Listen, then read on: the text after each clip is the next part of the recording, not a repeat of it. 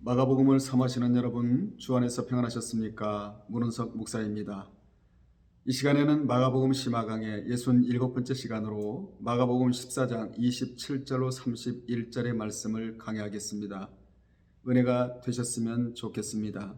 마가복음 14장 27절로 31절에는 주님이 감람산으로 가시는 도중에서 제자들의 도주와 베드로의 부인 사건이 예고된 내용입니다.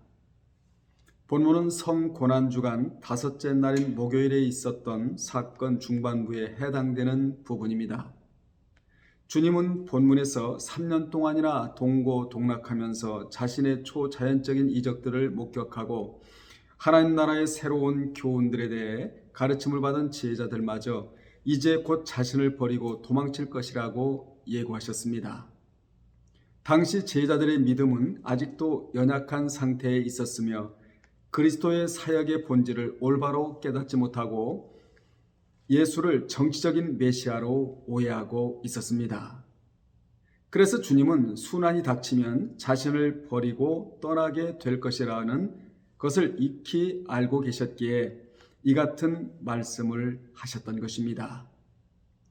그러나 베드로는 그의 성급한 성격과 수제자라는 우월감에 사로잡혀 자신은 어떠한 일에도 예수를 버리지 않겠다고, 예수를 버리고 떠나지 않겠다고 장담하고 나섰습니다. 하지만 예수님께서는 베드로의 바로 이러한 맹세가 겨우 하룻밤도 지나기 전에 거짓으로 판명될 것이라는 사실을 미리 알고 계셨기에 그날 밤 닭이 2번 울기 전에 베드로가 3번이나 자신을 부인할 것이라고 예언하셨던 것입니다. 물론 이와 같은 예수님의 예언은 베드로를 낙심시키기 위해서라기보다 실제로 그런 일이 발생했을 때 그가 주님의 말씀을 기억하고 회개할 수 있도록 하기 위해서 주어진 것입니다. 본문은 예수님의 순환과 제자들의 배반이라는 비극적인 상황을 언급하고 또한 예수님의 부활로 상황도 함께 언급하고 있습니다. 이러한 본문은 예수님의 죽음으로 끝나버리는 절망과 비극 그 자체가 아니라 그리스도를 믿고 따르는 모든 자들에게 기쁨과 희망을 주기 위한 새로운 계기를 마련하는 과정임을 시사해주고 있습니다. 먼저 27절에 보면 예수께서는 제자들에게 이르시되 너희가 다 나를 버리리라. 이는 기록된 바 내가 목자를 치리니 양들이 흩어지리라 하였음이니라 라고 하셔서 우리는 늘 실패의 가능성 속에 살아가는 연약한 존재임을 말씀해주고 있습니다. 이 말씀은 실로 충격적인 말씀이 아닐 수 없습니다. 이 말씀을 하실 때 제자들의 입장에서는 민망하기도 하고 또 절대로 그럴 리가 없을 것이라고 부인하고도 싶었겠지만 주님의 말씀은 사실로 드러났습니다. 예수님이 붙잡히실 때에 모든 제자가 한결같이 주를 버리고 달아났던 것입니다. 그들이 그렇게 달아난 것은 이미 스가랴서 13장 7절에 예언된 대로였습니다. 거기에 보면 만군의 여호와가 말하노라 칼아 깨어서 내 목자 내 짝된 자를 치라. 목자를 치면 양이 흩어지려니와 작은 자들 위에는 내가 내 손을 들이우리라. 이 스가랴 선지자의 예언은 그리스도께서 십자가에 못 박힐 때 예수를 따르던 제자들이 다 흩어질 것에 대한 예언인데 이 예언대로 그대로 주님도 예언을 하셨던 것입니다. 이 예언이 마태복음 26장 31절과 요한복음 16장 32절과 마가복음 14장 27절에 기록되어 나옵니다. 여기 내 목자는 그리스도를 가리키고 내 짝된 자는 가장 가까운 자라는 뜻으로 하나님과 가장 가까운 예수 그리스도를 가리키는 말입니다. 작은 자들은 비천한 자들이라는 뜻으로 겸손히 하나님만 의뢰하는 성도들을 가리킵니다. 목자를 칠 때 많은 사람이 흩어지지만 작은 자, 즉 겸손히 하나님만 의뢰하는 성도들에게는 하나님의 권고의 손길이 임한다는 것입니다. 환난과 핍박이 올 때 교만한 자들은 다 흩어지나 자기의 모든 것을 다 내어놓고 겸손히 하나님만 의뢰하는 자는 하나님이 능력의 손으로 붙들어 주시겠다라는 말씀입니다. 특히 말씀을 따라가는 사람은 환난 때에 하나님이 붙들어 주심으로 그 환난을 능히 이길 수 있다는 교훈입니다. 우리는 본절에서 무엇을 깨달을 수가 있느냐면, 첫째, 구약의 모든 예언은 예수의 이야기라는 것입니다. 이를 요한복음 5장 39절에서 너희가 성경에서 영생을 얻는 줄 생각하고 성경을 연구하거니와 이 성경이 곧 내게 대하여 증언하는 것이라 이렇게 말씀합니다.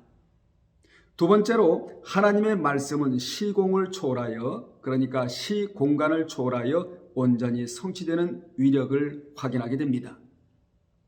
세 번째로 인간은 환난이나 유혹 앞에서 맥없이 무너질 수밖에 없는 나약한 존재라는 것입니다. 사람은 강한 것처럼 보이지만 사실은 강하지 못하며, 지혜가 있는 것 같이 보이지만 사실은 지혜롭지 못하며, 허점도 많고 약점도 많은 것이 사람입니다. 그래서 마태복음 24장 4절에서 너희가 사람의 미혹을 받지 않도록 주의하라고 경고하고 있는 것입니다. 우리를 미혹하는 사탄은 우리의 허점과 약점들을 잘 알고 있으므로 주의하지 않으면 그들이 설치한 올무에 쉽게 걸려들게 되어 있는 것입니다. 아무도 자신은 미혹하는 자들의 함정이 결코 빠지는 일이 없을 것이라고 장담해서는 안 된다는 것이지요.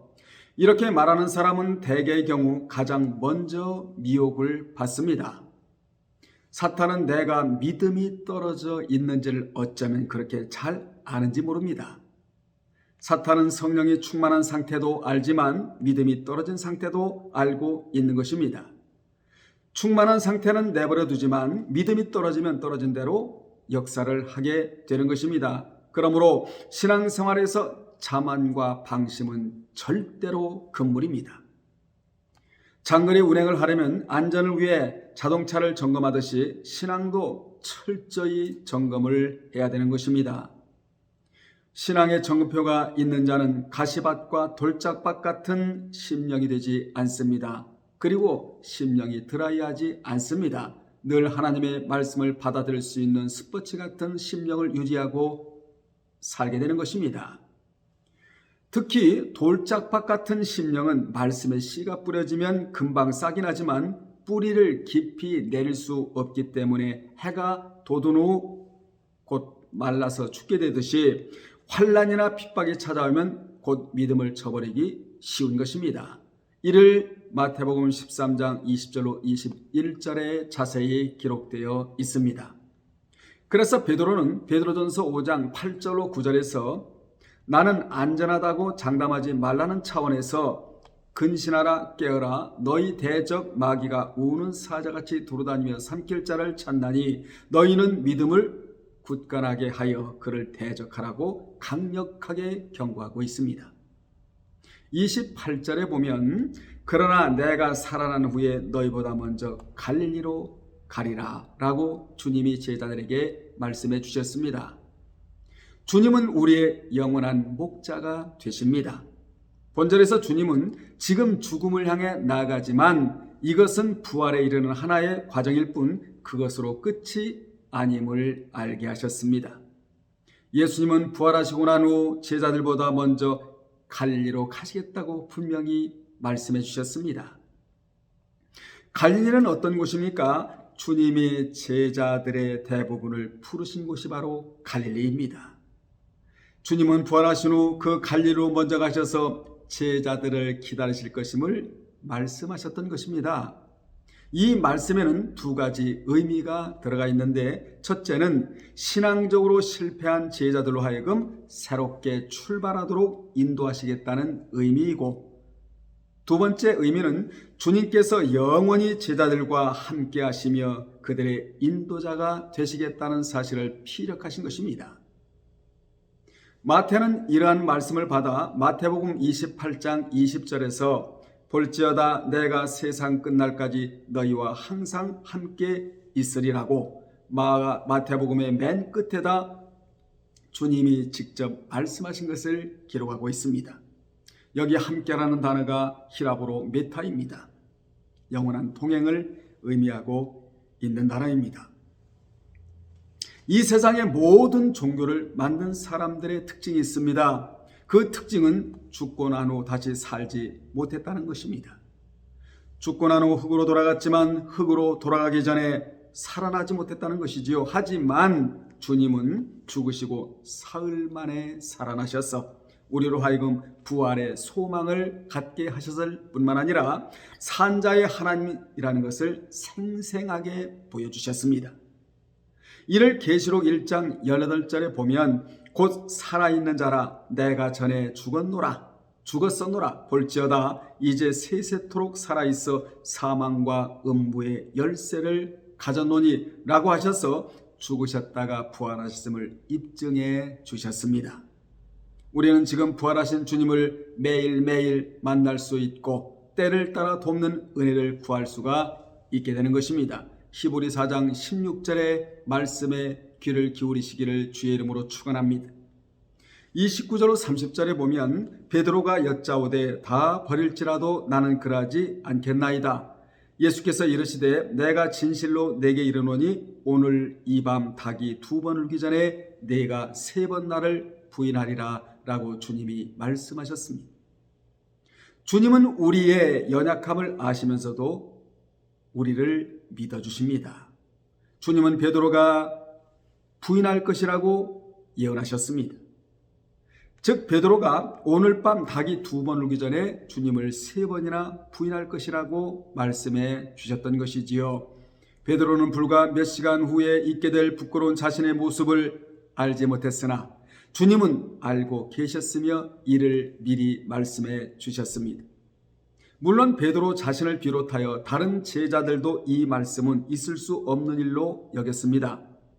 베드로는 강변하기를 내가 주와 함께 죽을지언정 주를 부인하지 않겠나이다 라고 다음 절에서 강변을 했는데 그러나 그 결과는 주님께서 말씀하신 그대로 되고 말았습니다. 우리는 여기서 부인의 2가지 의미를 알아야 합니다. 첫째, 아르네오 마이입니다. 이 부인은 주님의 신성에 대한 부인입니다. 저분이 나의 구속주가 아니라는 부인입니다. 구주성을 부인하는 것입니다. 배반하는 것이지요. 이는 대신관계에서의 부인을 아르네오 마이라고 히라보에서 분명하게 말씀해주고 있습니다. 이렇게 부인하면 부인당한다고 마태오 10장 33절에서 누구든지 사람 앞에서 나를 부인하면 나도 하늘에 계신 내 아버지 앞에서 저를 부인하리라 라고 하셔서 누구든지 주님의 신성을 부인하면 구원의 보장이 없다라는 것을 주님이 단언적으로 말씀해 주셨습니다. 2번째 부인은 아파르네오마입니다. 이 부인은 구주성의 부인이 아닙니다. 베드로가 주님 앞에서 부인한 것이 아니라 여자 앞에서 그 여자가 너도 그 도당이라고 하자 그를 알지 못한다고 부인했던 것입니다. 누가복음 22장 57절 58절에 보면 베드로가 부인하여 이르되 이 여자여 내가 그를 알지 못하노라 하더라. 조금 후에 다른 사람이 보고 이르되 너도 그 도당이라 하거늘 베드로가 이르되 이 사람아 나는 아니로라 하더라 라고 말한 것을 볼 수 있습니다. 왜 베드로가 구주성을 부인하지 않았습니까? 누가복음 22장 32절에 보면 주님이 믿음이 떨어지지 않기를 기도해 놓으셨기 때문입니다. 그래서 저분이 나의 구속주가 아닙니다. 저분이 나를 천국으로 인도하실 분이 아닙니다. 라고 주님의 신성이나 구주성이나 대신관계에서의 부인을 부인하지 않게 되었던 것입니다. 요한복음 21장 8절로 옮겨가면 내가 진실로 내게 이르노니 젊어서는 내가 스스로 띠띠고 원하는 곳으로 다녔거니와 늙어서는 내 팔을 벌리리니 남인에게 띠띠우고 원치 아니하는 곳으로 데려가리라 라는 말씀이 이를 뒷받침해주고 있습니다. 지금 베드로는 젊었을 때였으므로 죽을 때가 아니었습니다.